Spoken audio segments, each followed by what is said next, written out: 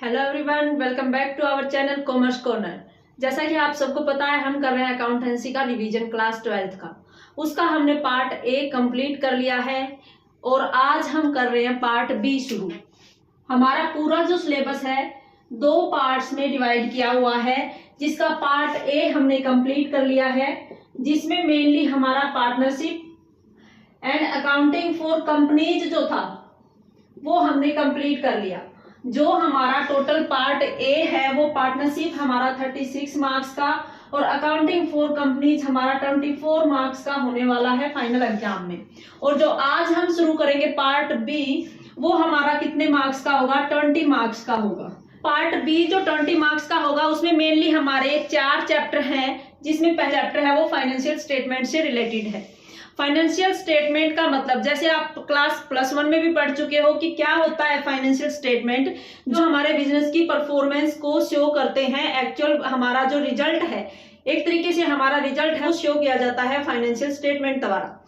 लेकिन हमने class 11th में जो पढ़ा, हमने वो इंडिविजुअल का बिजनेस हम बात कर रहे थे कि कोई सोल प्रोप्राइटरशिप है, वो अपने फाइनेंशियल स्टेटमेंट जो है वो अपने फाइनल अकाउंट जो है वो तैयार कर रहा था। लेकिन अब हम जो पढ़ेंगे पार्ट बी में, वो हमारे जो फाइनेंशियल स्टेटमेंट होंगे वो होंगे कंपनी के। तो कंपनीज के जो फाइनेंशियल स्टेटमेंट होते हैं वो कैसे तैयार किए जाते हैं, वो हमें आज की क्लास में पढ़ना है। फाइनेंशियल स्टेटमेंट मेनली हमारा, एक तो फाइनेंशियल स्टेटमेंट में क्या शामिल होता है, बैलेंस शीट जो क्लास 11th में पढ़ा है वही बैलेंस शीट, लेकिन वो हमारे इंडिविजुअल की थी, ये हमारी कंपनी की हो जाएगी। बैलेंस शीट मतलब जो हमारी कंपनी की फाइनेंशियल पोजीशन जो है उसको शो करेगी। दूसरा हमारा क्या होगा, statement of profit and loss होगा हमारा। जैसे हम क्लास 11th इंडिविजुअल के लिए प्रॉफिट एंड लॉस अकाउंट तैयार करते थे, वैसे हमारा कंपनी के लिए statement of profit and loss हो जाएगा। और इसमें हम शामिल करते हैं कैश फ्लो स्टेटमेंट को। इसके नाम से ही पता चल रहा है कि हम प्रॉफिट एंड लॉस में तो हमारा सारा जो एक्सपेंसेस है, सारे इनकम है वो दिखाएंगे। बैलेंस शीट में हम अपनी लायबिलिटीज एसेट्स को दिखाएंगे, लेकिन कैश फ्लो स्टेटमेंट में हम सिर्फ ये दिखाएंगे कि हमारी जो कंपनी है उसके पास कहां कहां से कैश आ रहा है और उस कैश का यूज हम कहां कहां कर रहे हैं, एप्लीकेशंस वो कहां हो रही है, ये हम कैश फ्लो स्टेटमेंट में दिखाएंगे। एक हमारा फंड फ्लो स्टेटमेंट भी होता है, लेकिन ये हमारे सिलेबस में नहीं है क्लास 12 के, इसको हम अभी नहीं करेंगे। एक हमारा स्टेटमेंट होता है अगर इक्विटी में कोई चेंज आया है तो statement of change in equity होता है। ये हमारे क्या होते हैं, फाइनेंशियल स्टेटमेंट के टाइप्स होते हैं कि फाइनेंशियल स्टेटमेंट में किस किस स्टेटमेंट हम शामिल करते हैं। फाइनेंशियल स्टेटमेंट जो होंगे वो हम कंपनीज एक्ट के आधार पर तैयार करेंगे, और हमारा कंपनी एक्ट 2013 है, उस एक्ट के अकॉर्डिंग हम अपने फाइनेंशियल स्टेटमेंट को तैयार करेंगे। आज हम इसका जो बैलेंस शीट है उसका पूरा फॉर्मेट देखते हैं कि किस तरीके से हम एक कंपनी की बैलेंस शीट तैयार कर सकते हैं। बैलेंस शीट जो हमने क्लास 11th में सीखा था कि एक इंडिविजुअल की बैलेंस शीट तैयार करते हो आप कैसे करते थे कि हमारा टी फॉर्म में ही बैलेंस शीट तैयार करते थे। हमारा जो लेफ्ट हैंड साइड था उधर हम लायबिलिटीज एंड इक्विटीज को लिख लेते थे एंड इसकी अमाउंट लिख रहे थे। उसके बाद हम जो राइट हैंड साइड है उधर हम अपनी एसेट्स को लिख रहे थे और इसकी अमाउंट लिख रहे थे। इस तरीके से हम बैलेंस शीट तैयार कर रहे थे। इसका मतलब हम क्या कर रहे थे, सोल प्रोप्राइटरशिप में अपना हॉरिजॉन्टल वे में बैलेंस शीट तैयार कर रहे थे। पहले हमने लायबिलिटीज लिखा, इसके बाद इसकी अमाउंट लिखी, फिर इधर ही हमने एसेट्स लिख दी, इसकी अमाउंट लिख दी। मीन्स लेफ्ट टू राइट इस साइड हमारा जो बैलेंस शीट तैयार हो रहा था, इसका मतलब किस रूप में हम तैयार कर रहे थे, हॉरिजॉन्टल वे में हम अपनी बैलेंस शीट को तैयार कर रहे थे। लेकिन अब जो कंपनी एक्ट है उसमें जो सारे फाइनेंशियल स्टेटमेंट बनाए जाएंगे वो शेड्यूल 3 के अकॉर्डिंग बनाए जाएंगे। ये आपको याद रखना है कि शेड्यूल के आधार पर आप तैयार करो, जो भी फाइनेंशियल स्टेटमेंट तैयार करोगे आप उनको। कंपनी एक्ट हमारा जो है 2013, उसका शेड्यूल 3 जो है वो हमारे क्या तैयार करेगा, सारे फाइनेंशियल स्टेटमेंट जो होंगे इसके आधार पर तैयार होंगे। और ये शेड्यूल 3 और कंपनी एक्ट हमें ये कहता है कि अब हम कंपनी का जो बैलेंस शीट तैयार करेंगे वो इस रूप में हॉरिजॉन्टल वे में हम तैयार नहीं करेंगे। हम इसको किस तरीके से तैयार करेंगे, ऐसे तैयार करेंगे वर्टिकल वे में। वर्टिकल वे में अब क्या मतलब हो गया, वर्टिकल वे का मतलब ये हो गया कि जैसे आपने लायबिलिटीज एंड इक्विटीज को यहाँ लिखा है इनको तो आप यहीं लिख दीजिए। अब एसेट्स जो है वो इधर लेके आ रहे हो, आप इधर मत लिखिए। इन एसेट्स को आप लायबिलिटी और इक्विटी लिखते हो। लायबिलिटी एंड इक्विटीज में हम क्या करते हैं, सबसे पहले तो अपनी इक्विटीज लिखते हैं, शेयर होल्डर्स की जो कैपिटल होती है वो लिखते हैं। उसके बाद हमारी जो लायबिलिटी है वो non current liabilities and current liabilities में हम डिस्ट्रीब्यूट करते हैं, वही लिख देंगे यहाँ इनका टोटल हो जाएगा लायबिलिटीज का। इसके तुरंत बाद आप अब यहाँ राइट हैंड साइड मत लिखिए, आप इसको नीचे ही यहाँ लायबिलिटीज का टोटल करने के बाद यहीं पर आप एसेट्स शुरू कर दीजिए। आप अपनी एसेट्स जो यहाँ लिख रहे थे उनको यहाँ से हटाकर आप यहाँ लिखना शुरू कर दीजिए। इसका मतलब क्या है कि लायबिलिटीज का और इक्विटी का यहाँ टोटल हो जाएगा, और इसके बाद अगर आप यहाँ एसेट्स लिखना शुरू कर देते हो, नॉन करंट एसेट्स लिखते हो और करंट एसेट्स लिखते हो, फिर इनका टोटल कर दीजिए और यहाँ जो लायबिलिटीज का टोटल होगा ये हमारा एसेट्स का टोटल होगा। बैलेंस हमारा पहले की तरह ही बैलेंस शीट का हमेशा बराबर होगा दोनों साइड का, लेकिन अब हम दो साइड नहीं बना रहे, हम क्या कर रहे हैं, वर्टिकल वे में हम अपनी बैलेंस शीट को तैयार कर रहे हैं। तो आपको ये याद रखने वाली बात है कि जो बैलेंस शीट होगी कंपनी की, वो हमारी बैलेंस शीट या कोई भी फाइनेंशियल स्टेटमेंट जो तैयार करोगे वो कंपनी एक्ट 2013 के शेड्यूल 3 के अकॉर्डिंग तैयार करोगे। और अब बैलेंस शीट की बात हो रही है तो शेड्यूल 3 का भी पार्ट 1 जो है वो हमारा बैलेंस शीट को तैयार करेगा। अब हम एक बार फॉर्मेट देखते हैं कि बैलेंस शीट को वर्टिकल फॉर्म में अगर तैयार करें तो किस तरीके से तैयार करेंगे। अब हमारा वर्टिकल फॉर्म में जो बैलेंस शीट का फॉर्मेट होगा वो क्या होगा, सबसे पहले आप यहाँ पार्टिकुलर्स लिखोगे, इसके बाद यहाँ आपको नोट नंबर लिखना है। नोट नंबर का ये मतलब है कि अब हम हर एक चीज को यहाँ बैलेंस शीट में ना दिखाकर वर्किंग नोट में हम सभी के सब हेड्स को दिखाकर टोटल, जैसे शेयर कैपिटल है, शेयर कैपिटल में ऑथोराइज्ड कैपिटल भी होती है, इश्यूड भी होती है, सब्सक्राइब्ड भी होती है, सारी कैपिटल आप बैलेंस शीट में मत दिखाइए, बल्कि क्या कर दीजिए, इसका एक नोट बना दीजिए, वर्किंग नोट आप तैयार कीजिए, वहां सारी ऑथोराइज्ड दिखाओगे, उसके बाद इश्यूड दिखाओगे, इसके बाद सब्सक्राइब्ड दिखाओगे, और यहाँ जो total subscribed and fully paid आ जाता है वो टोटल अमाउंट यहाँ आप शेयर कैपिटल जो दिखाओगे बैलेंस शीट में वहां लिख दोगे।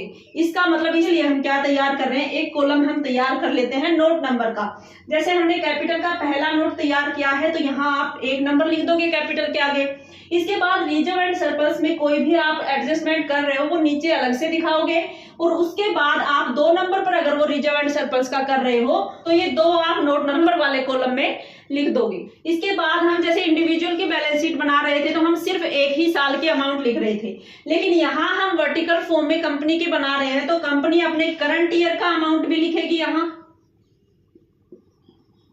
और इसके साथ साथ प्रीवियस ईयर का अमाउंट भी यहाँ पर लिखा जाएगा। इससे क्या होगा कि अगर हमें कंपैरिजन करना है बैलेंस शीट का, मतलब हमारी जो फाइनेंशियल पोजीशन है वो पिछले साल की तुलना में अब की बार कैसी है, ये यहीं पर पता चल जाएगा बैलेंस शीट तैयार करते ही। ये जो मेन हमारे 4 कॉलम होंगे बैलेंस शीट के, पहला जो पार्टिकुलर है इसमें मेन हेड होंगे वो हमारे 2 होंगे। जैसे हम इंडिविजुअल की बैलेंस शीट में लिख रहे थे लायबिलिटीज एंड एसेट्स, वैसे ही यहाँ पर भी 2 ही हेड होंगे। इक्विटी एंड लायबिलिटीज वाला हो जाएगा एक हमारा, यहीं पर इसी साइड में आप इक्विटी एंड लायबिलिटीज सारे आइटम्स को लिख के इसके बाद हम टोटल करेंगे, और उसके तुरंत बाद हमारा दूसरा जो है एसेट्स का मेन हेड है वो आप शुरू कर दोगे। लेकिन इनके मेजर हेड में फिर अब हमारे जो हेड होंगे मेन कौन से होंगे वो लिखोगे, और उस हेड में सब हेड क्या क्या शामिल होंगे ये लिखा जाएगा। मेन जो इस चैप्टर से क्वेश्चन होगा वो हमारा balance sheet and statement of profit and loss account से ही पूछा जाएगा, और यही पूछा जाएगा। जैसे मान लो शेयर कैपिटल हमसे पूछा जाए कि किस हेड में लिखोगे, तो शेयर कैपिटल आप अब इक्विटी एंड लायबिलिटीज सारी यहाँ लिखोगे। इसके बाद पहला जो हेड होगा इस शेयर होल्डर्स के फंड का होगा, और उस शेयर होल्डर फंड में हम शेयर कैपिटल को दिखाएंगे, तो हमारा ये सब हेड हो जाता है शेयर कैपिटल, और इसका हेड हो जाएगा हमारा शेयर होल्डर्स का फंड। इस तरीके से क्वेश्चन पूछे जाते हैं। 3 नंबर का क्वेश्चन आपका या तो बैलेंस शीट से या statement of profit and loss से पक्का पूछा जाएगा। इक्विटी एंड लायबिलिटीज में हमारा जो पहला हेड होगा वो क्या होगा, शेयर होल्डर्स फंड का ही होगा। शेयर होल्डर फंड का क्या मतलब है, इंडिविजुअल जो बैलेंस शीट थी उसमें हमारा प्रोप्राइटर था कि कौन हमारा उस बिजनेस में पैसा लगाने वाला है, कौन मालिक है, वो अपने एसेट्स और लायबिलिटीज लिख रहा था। लेकिन कंपनी जो होती है, कंपनी का कोई ओनर इंडिविजुअल नहीं होता, बल्कि सभी शेयर होल्डर्स जो शेयर होल्डर अपने पैसे वहां लगा रहा है, हर एक शेयर होल्डर्स उसका मालिक बन जाता है, ओनर बन जाता है। तो शेयर होल्डर्स का फंड जो है वो कहां कहां से आ रहा है, वही ये जो शेयर होल्डर्स हैं इन्हीं के पास तो देखो प्रॉफिट एंड लॉस का स्टेटमेंट बनाया, उससे हमारा प्रॉफिट आया है, नेट प्रॉफिट जो निकाला है वो भी शेयर होल्डर्स का ही हो जाता है। इसके अलावा कोई इन्होंने जनरल रिजर्व बनाया है, कोई भी रिजर्व बनाया है, उस पर भी हमारे इन शेयर होल्डर्स का ही अधिकार बन जाता है। तो शेयर होल्डर्स का फंड तो हमारा क्या हो गया, मेन हेड हो गया। इसके बाद इसमें क्या क्या आप शामिल करोगे, तो सबसे पहले तो आप क्या शामिल करोगे, जो शेयर आपने इश्यू किए और उन शेयर को इश्यू करके जो कैपिटल आपने इकट्ठा की है वो शेयर कैपिटल लिखोगे। और शेयर्स हमारे कितनी तरह के होते हैं, 2 तरह के होते हैं, इक्विटी एंड प्रेफरेंस शेयर्स। दोनों से आपने जितनी कैपिटल इकट्ठा की है वो आप शेयर कैपिटल में लिख दोगे, ठीक है। इसके बाद इसका दूसरा, ये हमारे सब हेड हो जाते हैं, शेयर कैपिटल है हमारा, इसका सब हेड हो गया। दूसरा इसका सब हेड हमारा क्या होगा, रिजर्व एंड सरप्लस हो जाएगा। इसका मतलब इसमें आप क्या लिखोगे, जो भी आपने प्रॉफिट में से रिजर्व बनाया हो, वो रिजर्व हमारा जनरल रिजर्व भी हो सकता है, वो हमारा वर्कमैन कंपनसेशन रिजर्व हो सकता है, इसके अलावा हमने इन्वेस्टमेंट फ्लक्चुएशन का कोई रिजर्व बनाया था वो भी हो सकता है। ऐसे कोई भी रिजर्व आपने तैयार कर रखा है वो सारे रिजर्व आप रिजर्व एंड सरप्लस में लिखोगे। पूछ सकता है वर्कमैन कंपनसेशन रिजर्व को कहाँ लिखोगे, तो सब हेड हमारा रिजर्व एंड सरप्लस हो जाएगा और हेड हमारा शेयर होल्डर फंड हो जाएगा। तो इस तरीके से इस चैप्टर में क्वेश्चन पूछे जाएंगे आपसे। इसके अलावा ये रिजर्व हो गए, सरप्लस में आप क्या लिखो, प्रॉफिट एंड लॉस का बैलेंस है वो आप लिख दोगे यहाँ पर। इसके अलावा सिक्योरिटी प्रीमियम हमारा बैलेंस दिखा रहा है, वो बैलेंस भी हमारा यहाँ हो जाएगा। इस तरीके के आइटम आप सारे कहाँ लिखोगे, रिजर्व एंड सरप्लस में लिखोगे। तीसरा जो इसका सब हेड है हमारा, money received against share warrant. इसका क्या मतलब है कि हमने मनी रिसीव कर ली है शेयर वारंट्स के बदले में। शेयर वारंट्स का मतलब है जैसे कोई शेयर होल्डर्स है, हमारी कंपनी के शेयर खरीदना चाहता है, उस टाइम पर हमारे पास शेयर अवेलेबल नहीं है, तो हम उस शेयर होल्डर्स को क्या देते हैं, शेयर वारंट्स देते हैं। इट मींस इसको वारंटी देते हैं एक तरीके से कि आपको हम जब भी अवेलेबल होंगे शेयर्स आपको अलॉट कर दिए जाएंगे, और उसके बदले में ये शेयर होल्डर्स है पहले ही मनी हमें पे कर देता है। तो ये भी एक तरीके से हमारे शेयर होल्डर्स का फंड ही बन जाता है। तो ये भी हम क्या लिखेंगे, शेयर होल्डर्स के फंड में ऐड करेंगे। लेकिन इससे हमारे जो फाइनल पेपर में क्वेश्चन नहीं पूछे जाते हैं, तो आपको सिर्फ इसका मीनिंग पता होना चाहिए, इससे ज्यादा आपको इसके बारे में कुछ करने की जरूरत नहीं है। ये हमारा एक हेड हो जाता है शेयर होल्डर्स फंड। इसके सब हेड कौन से हो जाते हैं, शेयर कैपिटल होगी, चाहे वो इक्विटी की हो या प्रेफरेंस की। इसके बाद रिजर्व एंड सरप्लस होंगे, जितने भी आपने रिजर्व बना रखे हैं, जो भी आपका सरप्लस है वो सारा इसमें ऐड करो, इसमें लिख दोगे। इसके बाद अगर शेयर वारंट के बदले में कोई पैसा रिसीव हुआ है आपको, वो इस सब हेड में लिख दोगे। मेन आपके इक्विटी एंड लायबिलिटीज में 4 हेड बनाए गए हैं। पहला हेड हमने कर लिया है। दूसरा हेड फिर आपका क्या होगा, शेयर एप्लीकेशन मनी आपने रिसीव कर ली है लेकिन आपका अलॉटमेंट पेंडिंग है। अकाउंटिंग फॉर कंपनीज में हमने इश्यू ऑफ शेयर्स वाला चैप्टर किया था, उसमें हमने किया था कि एक शेयर्स है उसको हम कई पोर्शन में बांट रहे थे। एप्लीकेशन पर ले रहे थे कुछ पैसा, कुछ अलॉटमेंट पर ले रहे थे, कुछ फर्स्ट एंड फाइनल कॉल, इस तरीके से ले रहे थे। 3 या 4 पोर्शन में हम पूरे जो अमाउंट है, पूरा जो वैल्यू है शेयर्स की, उसको हम बांट रहे थे। लेकिन ये जो हेडिंग है, देखो अगर ये अलॉटमेंट हो जाती है उसके बाद तो ये शेयर कैपिटल में यहाँ चला जाएगा, जो शेयर होल्डर्स का फंड है उसमें। लेकिन अभी तक हमने क्या किया है, शेयर एप्लीकेशन तो आ गई, एप्लीकेशन आने के बाद हम अलॉटमेंट कर रहे थे। तो अलॉटमेंट एंड एप्लीकेशन के टाइम के पीरियड के बीच में अगर हमें बैलेंस शीट बनानी पड़ जाती है, हमारा फाइनेंशियल ईयर का लास्ट टाइम आ जाता है 31 मार्च को, जब हम बैलेंस शीट तैयार कर रहे हैं उस टाइम पर हमने पब्लिक में शेयर इश्यू कर रखे हो, उन शेयर्स की एप्लीकेशन मनी तो हमारे पास आ चुकी हो लेकिन हमने अलॉटमेंट नहीं किया हो, तो उस टाइम पर ये हमारी एक तरीके से लायबिलिटीज बन जाती है कि उन शेयर होल्डर्स को हमें शेयर अलॉट करना है क्योंकि उन्होंने हमें पैसा पे कर दिया है। तो इसका मेजर हेड बनेगा share application money pending allotment की। हमने अभी तक अलॉट नहीं किए हैं लेकिन एप्लीकेशन का पैसा हमारे पास आ गया है, तो ये लायबिलिटीज बनती है। तो ये हमारे लिए मेजर हेड होगा। इससे भी आपका कोई क्वेश्चन पूछा नहीं जाता, लेकिन बैलेंस शीट में आपको पता होना चाहिए कि जो लायबिलिटी साइड में 4 हेड होते हैं उनमें दूसरा हेड हमारा ये होगा। इसके बाद हमारा तीसरा जो हेड होगा वो क्या होगा, नॉन करंट लायबिलिटीज का होगा। Non current liabilities, non current का हम क्या मीनिंग लेते हैं, हम अपना टाइम पीरियड या ऑपरेटिंग साइकिल के आधार पर देखते हैं कि अगर 12 मंथ के अंदर अंदर अगर हम कोई लायबिलिटीज हमारी पेमेंट हो जाती है तो वो करंट, और 12 महीने से ज्यादा हम टाइम ले रहे हैं तो वो हमारी नॉन करंट लायबिलिटीज होती थी। तो हमारी नॉन करंट लायबिलिटीज जो हमारा मेजर हेड होगा उसमें हम क्या क्या शामिल करेंगे। सबसे पहले तो इसमें हम करेंगे लॉन्ग टर्म की बोरोइंग्स को। लॉन्ग टर्म बोरोइंग्स मीन्स हमने लंबे टाइम के लिए उधार ले रखा हो। उधार जैसे हमने कोई बैंक से लोन ले रखा हो वो इसमें आप लिखोगे, या फिर जो हम पिछले चैप्टर में डिबेंचर इशू कर रहे थे, डिबेंचर को भी हम क्या मान रहे थे, बैंक लोन की तरह ही है, क्योंकि उस पर हमें पार्टिकुलर इंटरेस्ट रेट पे करना पड़ रहा है डिबेंचर होल्डर्स को। तो वो डिबेंचर अगर आपने इशू कर रखे हैं तो वो भी हम लॉन्ग टर्म बोरोइंग में लिखेंगे। शेयर होल्डर्स के फंड में सिर्फ शेयर कैपिटल, शेयर दोनों तरह के हो सकते हैं, इक्विटी भी और प्रेफरेंस भी, लेकिन डिबेंचर्स जो होंगे वो हमारे लॉन्ग टर्म बोरोइंग्स में आ जाएंगे। इसके बाद आप इसमें क्या लिखोगे,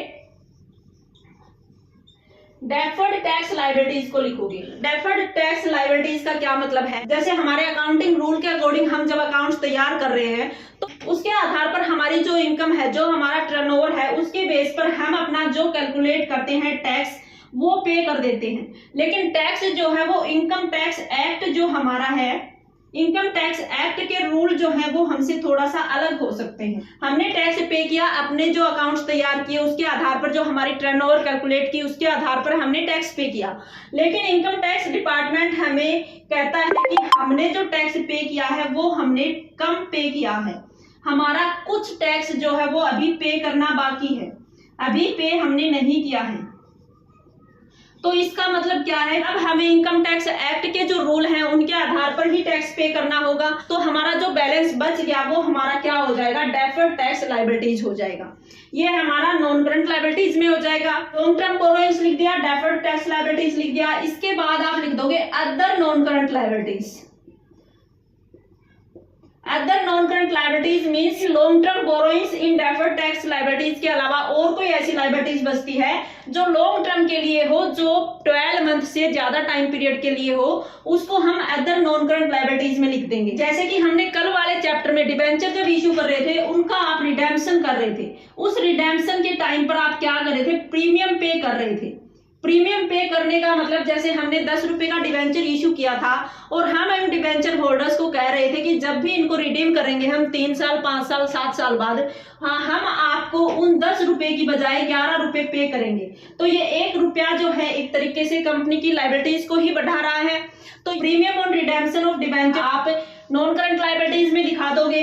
इसके अलावा इसी तरीके से आप प्रेफरेंस शेयर होल्डर्स को भी अगर इस तरीके से रिडीम के टाइम पर एक्स्ट्रा प्रीमियम दे रहे हो तो वो भी आप अदर नॉन करंट लायबिलिटीज में लिख दोगे। इस तरीके का कोई भी आइटम आएगा वो आप अदर नॉन करंट लायबिलिटीज में लिखोगे। इसके बाद आप जो इसका चौथा सब हेड होगा, नॉन करंट लायबिलिटीज हमारा मेजर हेड है, इसमें हमने 4 सब हेड पढ़े हैं। पहला लॉन्ग टर्म बोरोइंग है, फिर इसके बाद डेफर्ड टैक्स लायबिलिटीज है, इसके बाद हम अदर नॉन करंट लायबिलिटीज है, और अब हम क्या कर देंगे, लॉन्ग टर्म जो प्रोविजंस अगर हमने बनाए हैं, लॉन्ग टर्म्स के लिए प्रोविजन भी अगर आपने कोई बना रखा है तो वो भी आप कहाँ लिख दोगे, नॉन करंट लायबिलिटीज के सब हेड में लिख दोगे। लॉन्ग टर्म के लिए जैसे हम अपने एम्प्लॉइज के बेनिफिट के लिए कोई प्रोविजंस बना के रख लेते हैं, या फिर अपने जो एम्प्लॉय हैं वो रिटायर होंगे, उनको ग्रेच्युटी के रूप में पैसा पे कर रहे हैं, उसके लिए प्रोविजंस बना लेते हो। इस तरह के लंबे टाइम पीरियड के लिए जो ईयर होती हैं, अर्नड लीव होती हैं, उनके लिए प्रोविजन बना के रख रहे हो,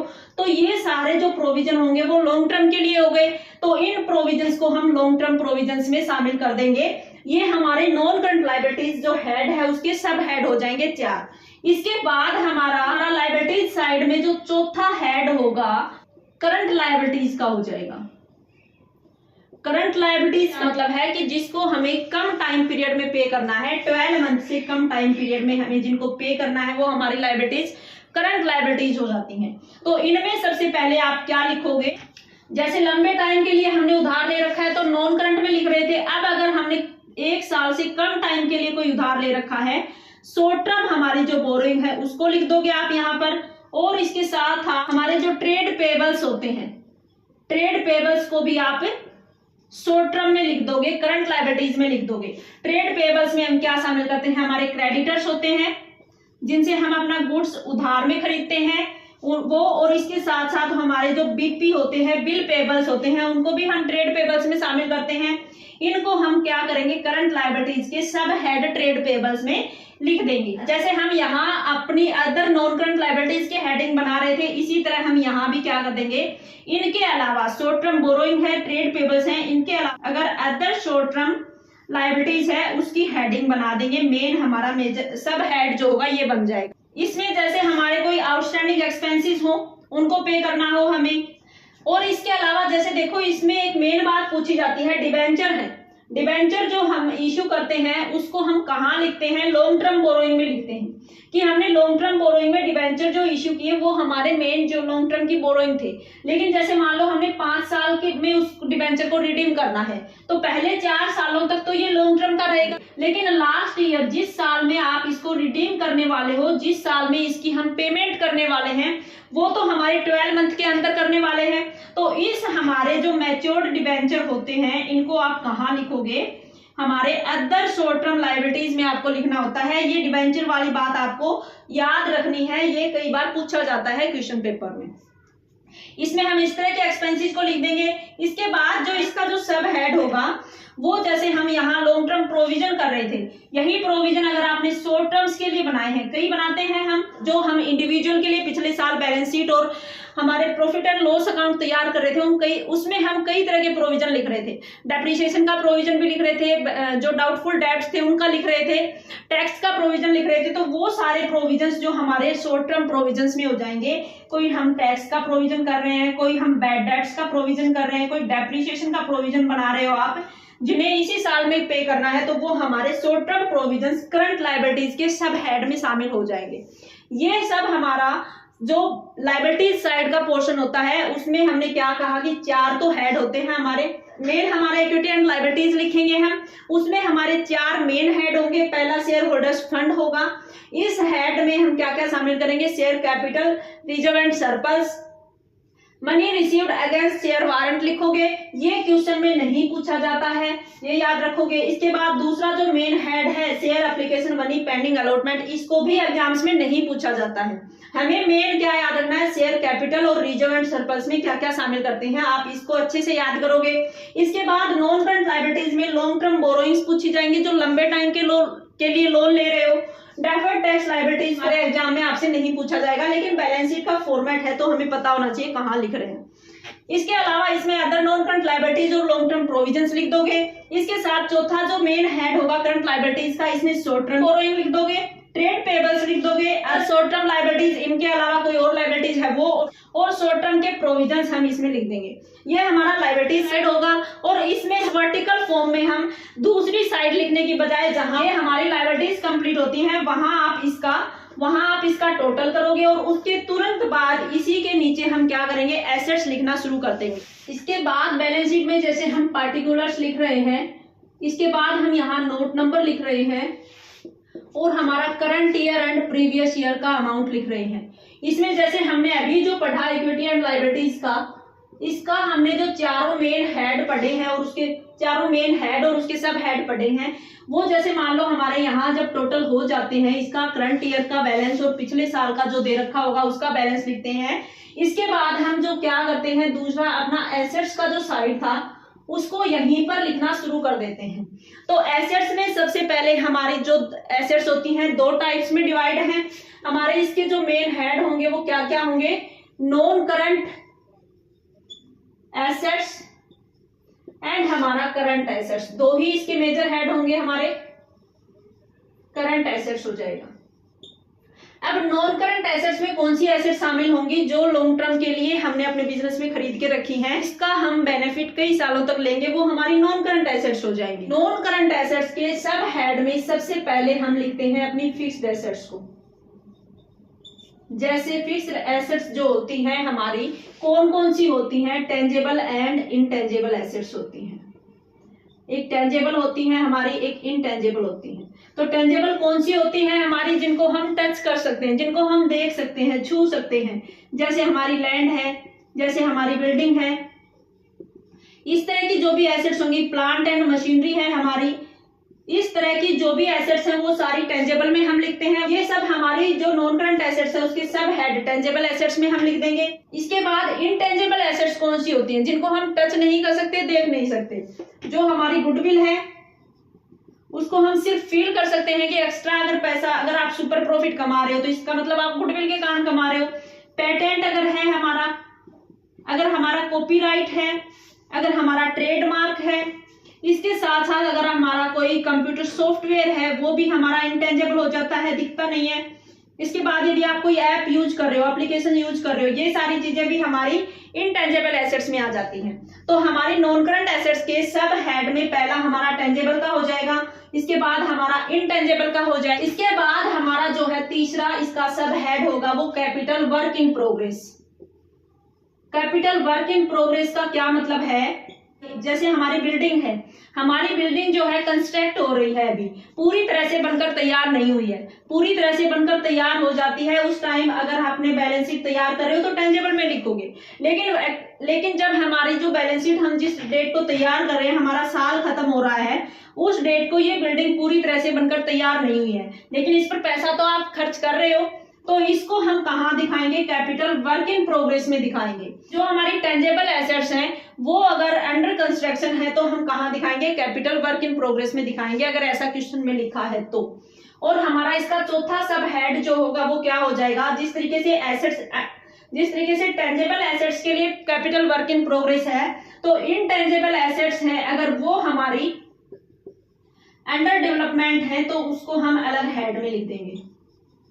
ये भी हो सकता है कि हमारा जैसे कोई पेटेंट है, कॉपीराइट है, वो अभी पूरी तरीके से हमारा डेवलप नहीं हुआ है, जिसकी प्रोसेस अभी चल रही है, वो इंटेंजेबल एसेट्स अंडर डेवलपमेंट आप लिख दोगे। ये चारों हमारे फिक्स एसेट्स के पार्ट हो जाएंगे। इसके बाद जो है दूसरा हमारा सब हेड इसका जो होगा वो इन्वेस्टमेंट का, लॉन्ग टर्म की investment.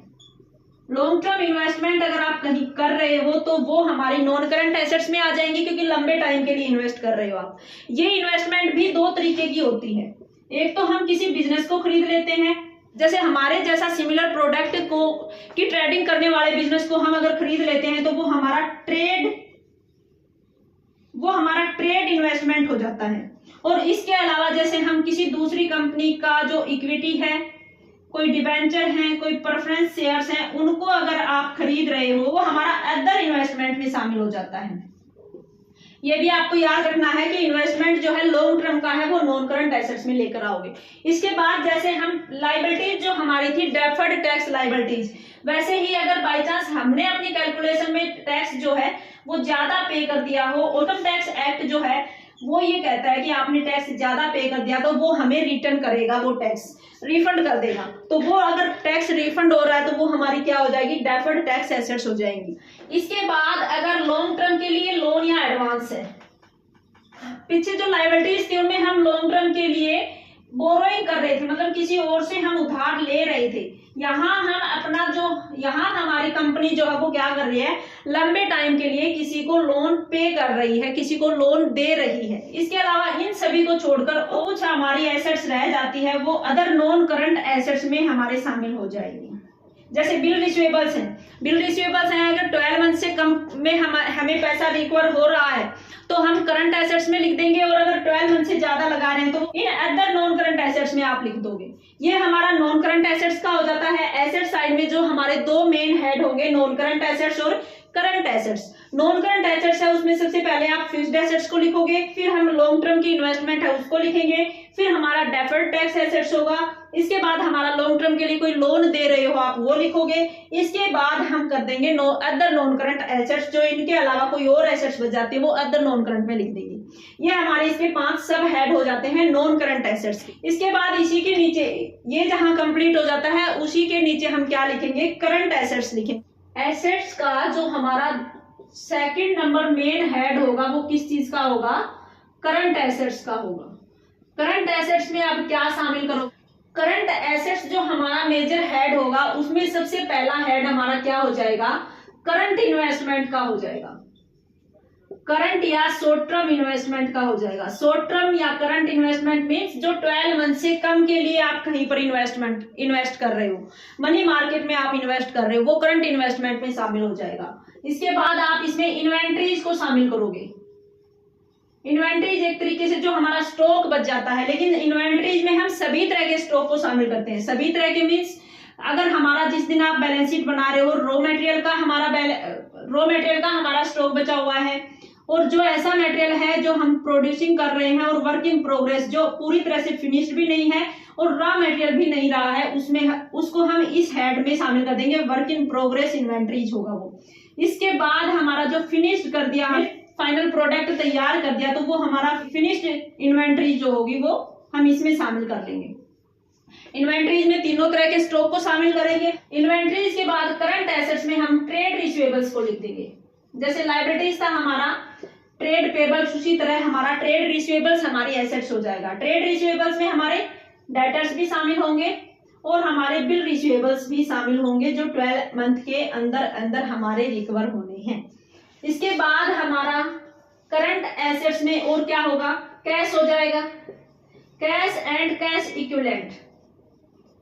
Cash and cash equivalent का मतलब क्या है कि कैश तो है ही है, कैश के समान भी जो हमारी एसेट्स हैं वो भी। जैसे हमारा कैश नहीं है हमारे पास, लेकिन बैंक में बैलेंस जमा है, हमारे पास कोई चेक आया हुआ है, वो भी हमारे कैश के इक्विवेलेंट हो जाएगा। कोई मार्केटेबल सिक्योरिटीज है हमारे पास, वो हमारे क्या हो जाएंगे, कैश इक्विवेलेंट हो जाएंगे। इस कैश एंड कैश इक्विवेलेंट को कैश फ्लो स्टेटमेंट जब हम करेंगे तो और अच्छे से आप इसको समझ लोगे क्या क्या कैश इक्विवेलेंट में शामिल होता है। इसके साथ और हमारा करंट एसेट्स में क्या शामिल होगा, जैसे हम लॉन्ग टर्म के लिए कोई लोन दे रहे थे तो हम नॉन करंट एसेट्स में लिख रहे थे। अब हमने कोई शॉर्ट टर्म के लिए कोई लोन या एडवांस दिया है किसी को, तो वो भी हमारी करंट एसेट्स हो जाएगा। इसके बाद इनके अलावा कोई भी हमारा अदर जो है अदर करंट एसेट्स जो बच जाता है वो हम इस हेड में लिख दें। करंट एसेट्स हमारा एसेट साइड में दो मेन हेड होंगे, नॉन करंट एसेट्स जो हमने अभी किया और करंट एसेट्स।